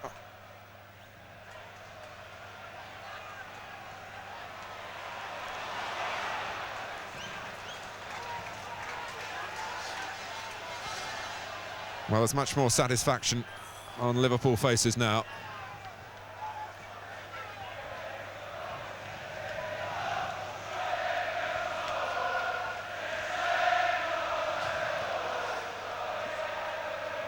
Well, Graham Souness has had to restrict his movement because of the surgery, but there have been no restrictions on the movement of his team. It's a corner. It's a strange thing, isn't it, football? You can never write anyone off, and you'd be daft to it, but at the moment you can't really see a way back for Sunderland now. They're dejected. They haven't had this type of... They haven't played against this type of quality, most of them, for years. 2 or 3 of them may have done the Davenports and people like that. But it would be very, very hard for them to know how to get back into the game. I mean, all you can do at this stage is plug away and try and get a foot in and hopes for a little bit of Burn magic or a little bit of Davenport magic that gets you back. You feel deep down that if another goal is going to come, it's more likely to go past Tony Norman. Nicol. You see what Liverpool aren't doing as well. They know that they've been in the position many times. They're controlling the game and they're playing sensibly. They're just moving the ball on. They're not allowing the ball to be given away and for Sunderland to mount counter-attacks at them.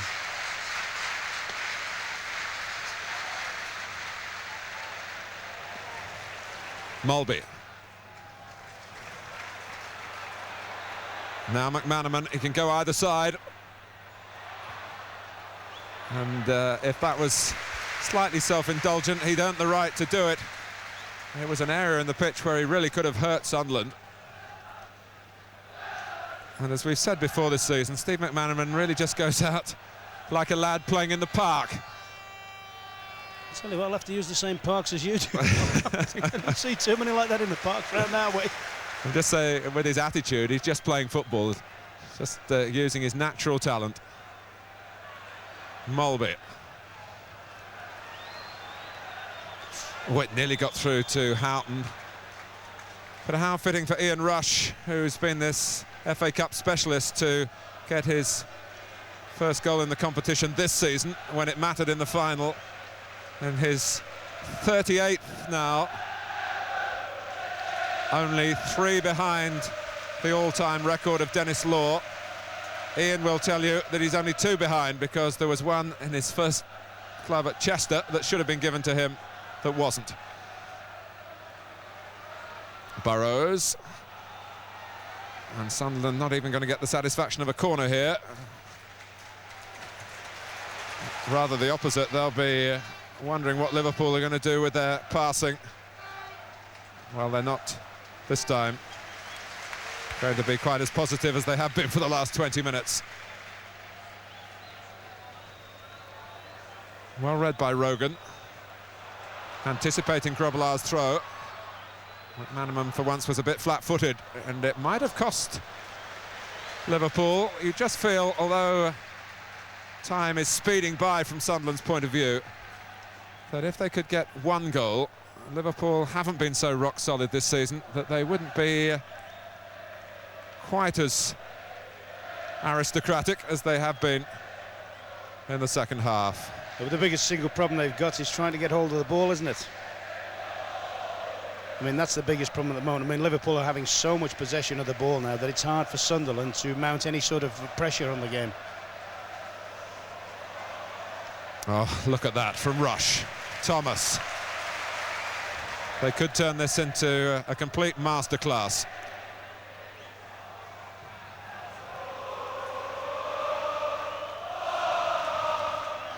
Nicol.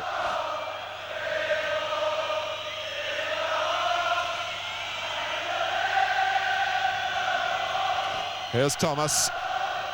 McManaman. How do you get it if you're a Sunderland player?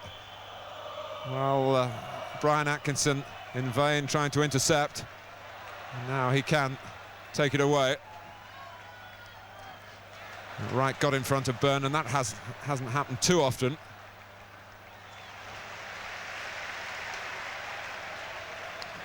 I think the only way they can even attempt to stem the flow at the moment is to push somebody right onto Mulby and then try and start from there. Because everything at the moment, they pass it round, and when they're looking for a spare ball, Mulby's always available.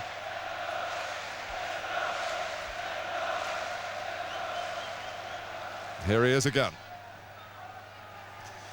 Well, for those who haven't had the privilege of watching the game and will hear the score if it finishes 2-0, they might conject that it was a straightforward afternoon for Liverpool. It hasn't been that by any means. It needed a special goal in the formative seconds of the second half to enable them to find their form, but now they have found it.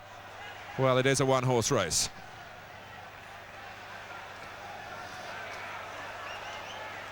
Here's Jones. The outlet McManaman. Jones will help him. And Sunderland at this stage are almost out on their feet. Saunders. Turning beyond Hours, who's had so little match practice. Only got back in the side 3 weeks ago. I mean, sometimes that in its own way, when they're setting up their passing sequences, when they're well in control of the game, is a difficult thing to do, because players will get adventurous. They'll think they're 2-0 up and start getting casual and a little bit over-optimistic. There's Sir Alf. I'm sure he's enjoying Liverpool's second half performance.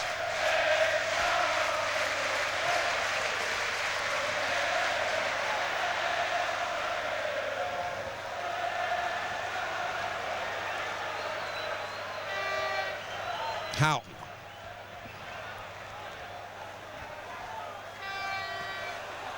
Well, Atkinson, Davenport, and Byrne has still got 5 minutes left to try to become the first player for 22 years since Peter Osgood of Chelsea to score in every round. But it's the moment in which he couldn't accept the opportunity to do that in the first half that Sunderland will reflect on. Had they got the first goal, really my viewing of Liverpool this season has seen a vulnerability about them, but they've still got some of the old competitive instincts, and in the second half they've surfaced here.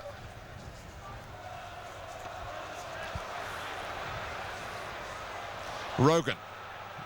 Kevin Ball has come up as a central striker momentarily. David Burrows, the other number 3, met it with his head. Nicol.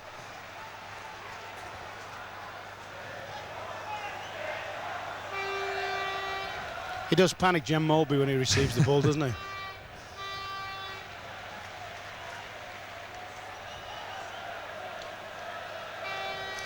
There's a big lobby in Denmark for Mulby to get back as a focal point for the national team. Sometimes he's talked himself into trouble with management, but on the second half display you wonder why he's not been a fixture. He didn't do so well in the first half, Ron. No, they were closer to him. I felt Paul Bracewell was a lot closer to him in the first half and was winning a lot of any loose balls in there. The second half, for one reason or other, whether they went a goal down too early in the half, didn't they? But I see Bracewell now has gone back to marking him again. He's left him quite a lot in this half. And I mean, Mulby, given time and space, is as good as any football player in the world. Saunders.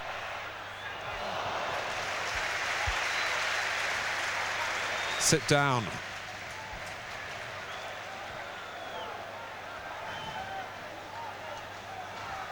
Well, it's been a remarkable recovery by the manager, which is not yet complete, but he'll have the opportunity to lead the team out in the Charity Shield early in August, when Liverpool will be back to take on Leeds United. I think we can say that quite safely now. 3 minutes left. Is there a third goal in the offing? Oh, and Rush could have really repeated 86 and 89 then. McManaman couldn't quite find him. And this is the end of the ground that's been so profitable for Ian Rush as well. Seem to remember way back in the early 80s he got a goal at this left-hand end too for Wales against England. Remember the home internationals?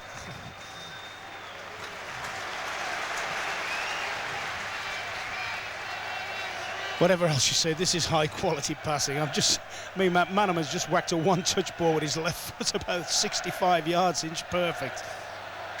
But it's cruel. You've got to admire Liverpool, but it's cruel for Sunderland.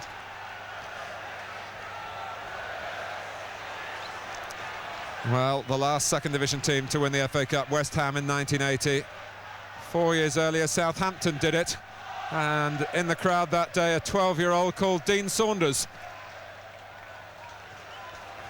So at an early age, he was shown that second division teams are opponents to fear. But he's played his part in stopping second division success today.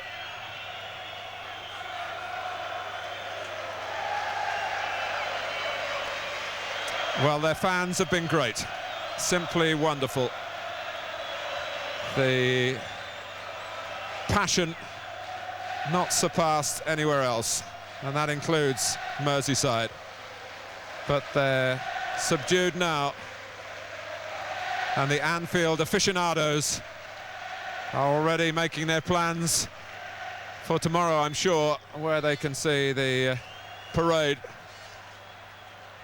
They've been critical of the team this season. I've talked to a lot of Liverpool supporters and reminded them how lucky they've been to have a club of such standards. And it has shown, even when Liverpool are not at their best, and there have been plenty of games when that has happened this season, they have still got the winning formula. Certainly the second half performance is as good as any I've seen from a Liverpool team out in a Wembley Cup final.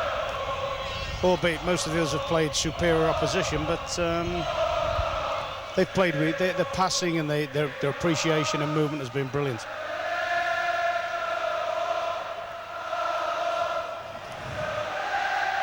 Mulby. We start to wonder now whether Graham Souness will take part in the lap of honour. McManaman, who's set it up with, again, another precocious display. Houghton, so reliable. Ian Rush ever ready. He's made his point to the Liverpool board. And even Tony Norman's kicking away possession now. So many more touches from Liverpool players over the last 20 minutes. The victory really made sure with the second goal. Saunders. He's desperate for a goal, isn't he? Must have had half a dozen attempts at goal today, and that one wasn't far wide. Well, they say he hasn't fitted in. I must confess, every time I see him, he looks to have played well. He certainly against us 2 or 3 weeks ago, he worked tremendously hard as a lone striker up the middle, and he's... Liverpool have the FA Cup.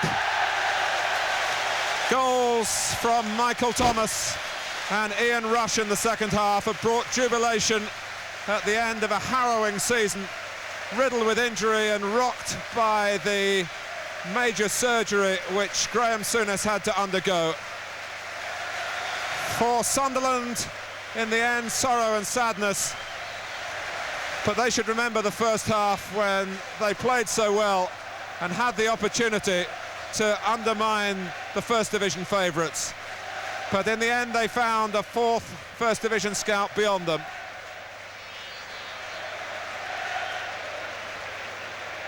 Liverpool stumbled rather than strode towards Wembley. They trailed Bristol Rovers and Ipswich in home replays when Anfield looked nothing like the fortress for them it so often has been. They didn't look the part against Aston Villa in the quarter-finals. They were on the verge of defeat against Portsmouth at Highbury. And then it took the penalties to get Graham Souness's team through here. And in the first half, they found it very difficult against the Sunderland side that have done Wearside proud. Liverpool have been in some deep holes, but each time they've dug themselves out. And for Graham Souness, such a tonic. Well, Steve, it looks as if, I thought for a minute they just voted Steve McManaman the man of the match. Perhaps not. in a tournament that Graham never won as a player, never even played in an FA Cup final. Ronnie Moran,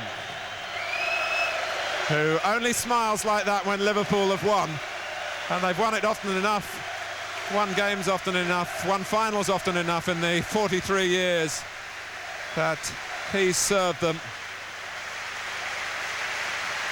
Paul Bracewell is a loser again.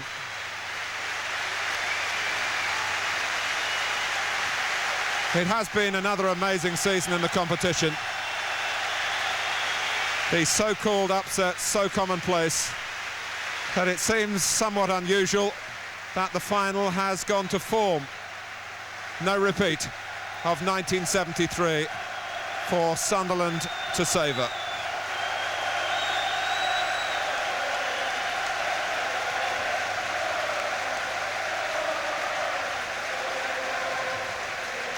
Paul Bracewell, who seemed to be out of the game, a terrible ankle injury, and has done well to still be playing, but that'll be furthest from his mind at the moment.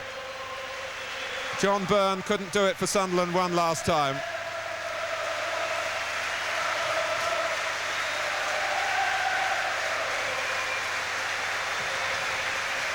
They won't look at those medals for a while. They'll want to get off to the dressing room, pay their respects to their fans as they go at that end of the ground, and leave the stage clear for Liverpool. It is often said that the best teams win the league, but not always the cups. Liverpool, more than any club, have proved that.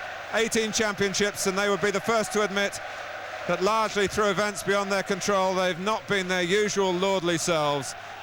But no one teaches players how to win better than the wise men of Anfield, and they are the winners again here. Mark Wright crowns his first season in Liverpool red, following Ron Yates in 65, Emlyn Hughes in 74, Alan Hansen and Ronnie Whelan in the 80s, living out the dream of every footballer, every football fan, to get his hands on the FA Cup. For Liverpool, the season has not been vintage, but it has ended in victory. A third winner's medal for Bruce Grobbelaar. Dean Saunders, who's been through it all here for the first time, a very sweet success for him. Steve McManaman, Steve Nicol, another three-time winner. Rob Jones, from the backwaters right into the limelight. Michael Thomas, a crucial goal, and Ian Rush, the other scorer. Great goals, worthy of Wembley. David Burrows, a first medal for him. Mike Marsh and Mark Walters, the substitutes that weren't required. Ray Houghton, who missed out in the semi-final, but was here on the big day. Industry personified. And Jan Molby.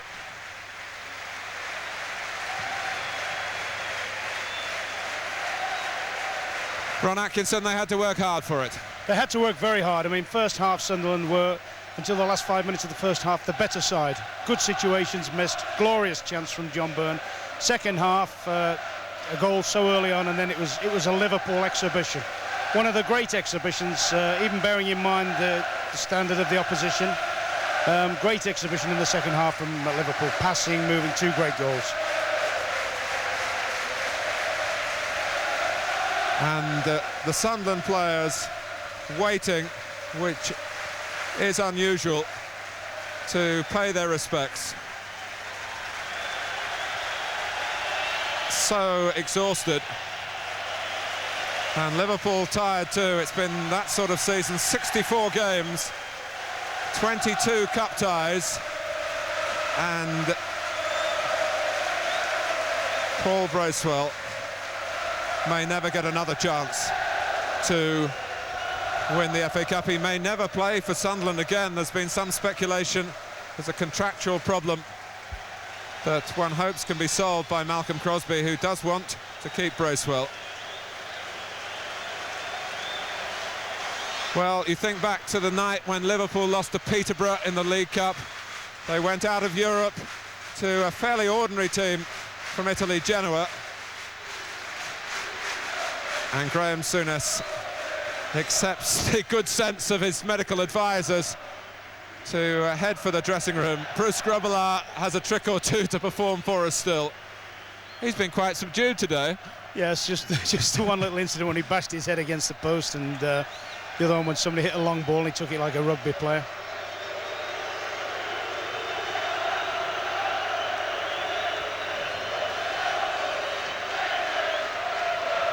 Well, it's a case of what might have been. Malcolm Crosby, who was superstitious to the last, he didn't bring his comb with him to deal with that afro hair of his because he forgot it for the semi-final and he believed that was a lucky charm, but Liverpool in the end didn't need too much luck. They were let off by Sunderland in the first half, particularly the chance that fell Burns' way. Well, if ever a side that's come second in a final deserved to have a lap of honour at Sunderland, and they don't want to turn their back on Wembley too quickly. And Wembley's not certainly turning its back on them. 2-0, yes, Bruce, we know.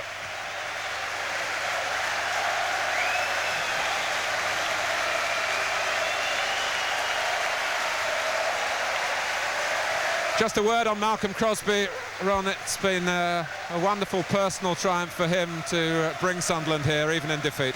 Yes, he'll have enjoyed the day, even though they've got beaten. And if there is a word, there's 90 others of us would have sooner been here today, taking his place than what we were doing. Yes, that's what he said to Paul Hardiman when he left him out. You could be, as a lot of players are at the moment, sitting in a Spanish bar watching this. A lot of end-of-season tours going on for the professionals, the ones who've missed out, the one whose season is over. And maybe Steve Nicholls heading for Spain. Certainly got the headgear.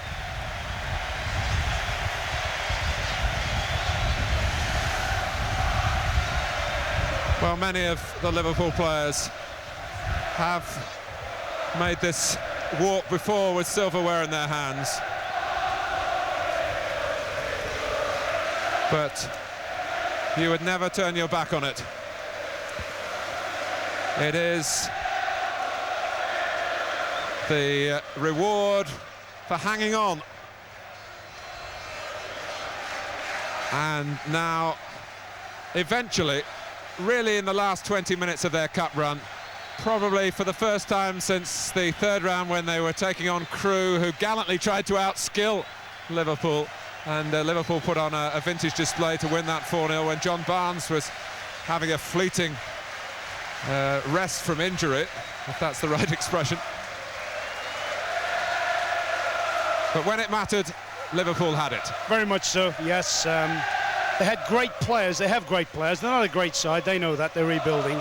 But they've still got great players. There's still a number of great players who, when they're really on their game, people like Rush, people like Molby, people of that ilk that, given time and space, can punish any team in the world.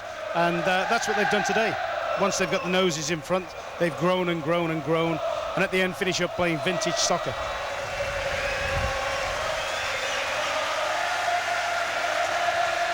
Well, our congratulations to Liverpool, winners of the FA Cup in 1992.